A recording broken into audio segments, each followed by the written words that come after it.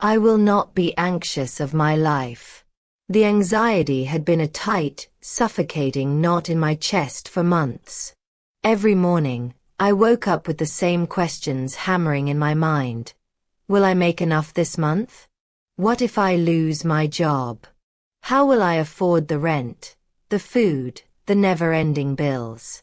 I had convinced myself that my survival depended solely on my ceaseless worrying and striving.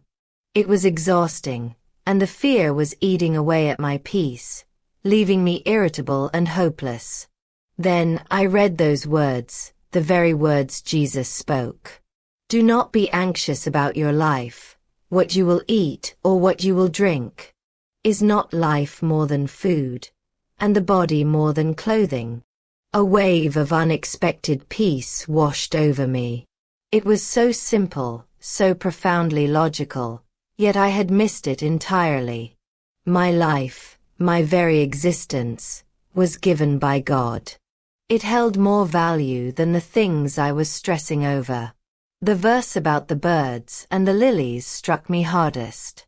I had always admired the wild, vibrant life of the field, never stopping to think about the divine artist behind it. If God bothers to clothe the grass, which is here today and gone tomorrow, won't he much more clothe me? I realized my anxiety wasn't just stress. It was a symptom of a deeper problem, little faith. I had been living as if I were an orphan trying to scrape by alone, when in reality, I had a heavenly Father who knew what I needed.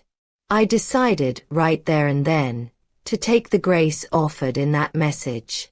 It wasn't about magically having all my problems disappear, but about a shift in focus. I whispered, Lord, I choose to seek you first. I choose your kingdom and your righteousness. It was a tiny act of will, a small surrender. The anxiety didn't vanish instantly, but the knot loosened. I replaced the frantic worrying with a quiet resolve, to do my best in my work and relationships, and to trust God with the outcome.